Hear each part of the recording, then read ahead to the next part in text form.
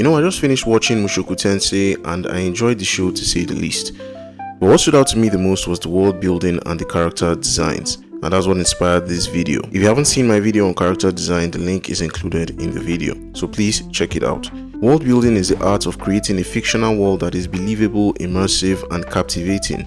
It's an essential component of storytelling, especially in anime and fiction in general, where the world that the characters inhabit are just as important as the characters themselves. In this video, we'll explore the key elements of world building in anime and examine the ways in which world building can shape the narrative and enhance the overall viewing experience for the audience. So what is world building? World building is the process of creating a fictional world. This can include creating a detailed backstory for the world, developing a unique culture, establishing the rules of magic or technology, and creating a geography and environment that is both intriguing and believable. In anime, world building is very important as this can establish the rules of the world, the motivations of characters, and the overall tone and atmosphere of the story. World building isn't a one-size-fits-all thing, but there are some core world building elements that we see in many stories with great world building, and some of them include the power system. A lot of anime deals with power systems, and world building incorporates this into the tapestry of the world, whether it's magic, whether it's science, whether it's divine intervention, superpowers, whatever it is. Power systems are normally ingrained in the world of that story. The next one is the geography and nature. This includes the landscape, the climate, the weather, natural resources, and so on. Many stories in anime incorporate this into their world building to make the world feel more immersive and vibrant. In Naruto, we see the 5 great villages and even lesser villages with their climate, landscape, and weather. The next one is the locations. Many of the greatest stories we've seen in anime have specific locations that are notable in that world, to the point that they are even now iconic. In Dragon Ball Z, we have Planet Namek. In Avatar: The Last Airbender, we have the 4 nations and their specific locations. The next one is the culture and people. Many stories with great world building also have the resident species that exist in that world. It could be humans, elves, aliens, anthropomorphic animals, or a combination of all of them. Some of these stories, like Mushoku Tensei, even include different languages spoken by different races in that world. The people have their own customs, traditions, and their natural habitat. In many great stories, we also see a history. There is a brief history of how that world came to be in its current state. Many times we get a brief introduction or prologue to the current state of the world or location where the story takes place. In many stories, we also see a government. There is a form of government, either a monarchy, an oligarchy, or some other form of government. Sometimes there is tension between 2 states, or there is an alliance between others. Sometimes it's the leadership of a city or even a small town. Many stories incorporate governments into their world building. Most stories involve technology. It's important for the creators to keep technology in line with the timeline. Most stories are set in a particular timeline, and technology should fit that period. A bullet train, for example, would ruin Demon Slayer's world building and timeline because it is not set in a time where bullet trains exist. So to keep the immersion going, it's very important for a story to have the appropriate technology for that time. This is by no means a comprehensive list. Creating a world is a never-ending process, and only what is necessary to the story is what is involved. The world of Attack on Titan doesn't need fantasy elements like fairies and elves because the story has nothing to do with that. A lot of anime concentrates on developing the aspects that significantly influence the characters and shape their experiences in that world. Now, why is world building so important in anime? The first reason is immersion. It creates a vivid, engaging setting that helps readers or viewers feel fully submerged in the story. A well-developed world makes the narrative more believable and captivating. For me personally, the little details of the world is what engages me to the world of a story. The people, the culture, the designs, the government,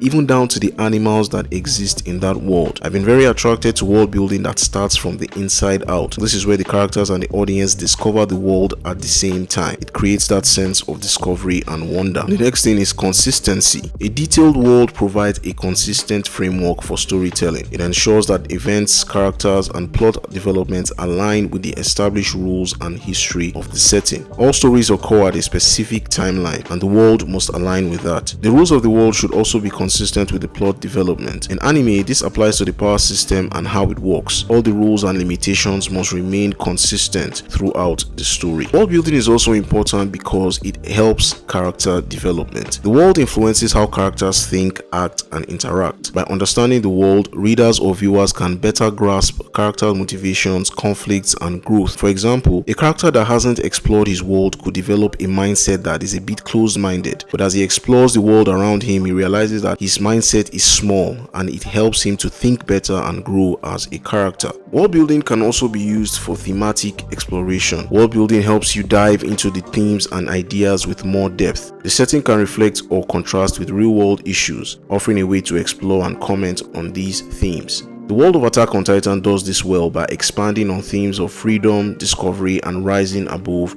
your circumstances. Now, there are a lot of anime with great world building like One Piece, Magi, and Made in Abyss, but personally I was captured by Mushoku Tensei. Mushoku Tensei is a fantasy isekai, so you already know what the plot is. The animation is stellar, character design is magnificent, and the world building is excellent. Right from the opening theme, we don't see a standard opening, but it is incorporated into the story as it unfolds. The magic system is complex and well defined. The series introduces various types of magic, each with its own rules and limitations. Most of the mages that we see aren't skilled fighters and are mostly there for support to the party, and skilled fighters aren't that skilled at magic even though they can use it. The world is home to multiple distinct cultures and races, each with its own traditions and social structures. For example, the demi-human races like the beastmen have their own societal norms and customs that are fleshed out through interactions with characters like Rudius and Eris. The nobles like the Grey Rat family have 4 different branches, each with their own house symbols and customs. The geographical layout of the world and its history are thoroughly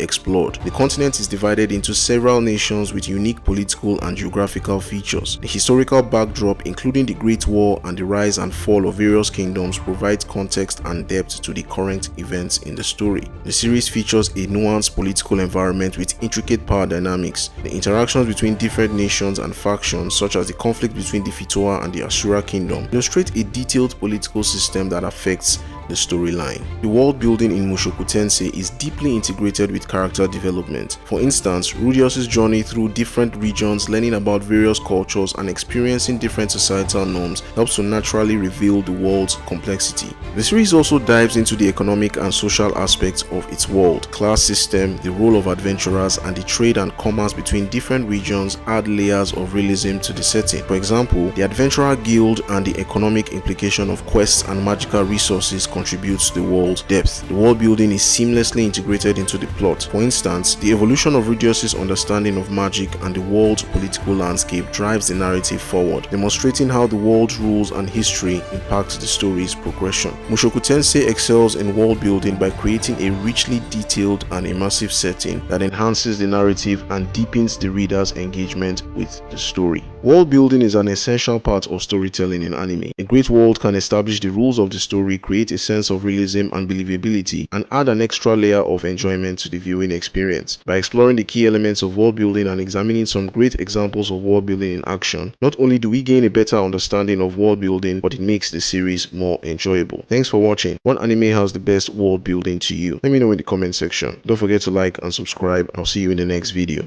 Peace.